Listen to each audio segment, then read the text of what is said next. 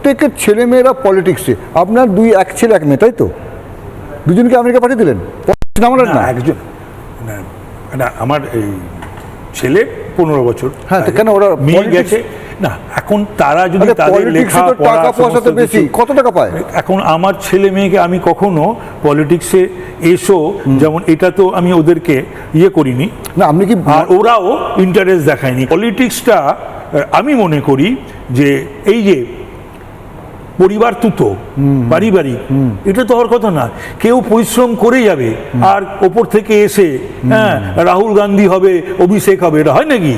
খেটে ওঠো, নিচ থেকে ওঠো।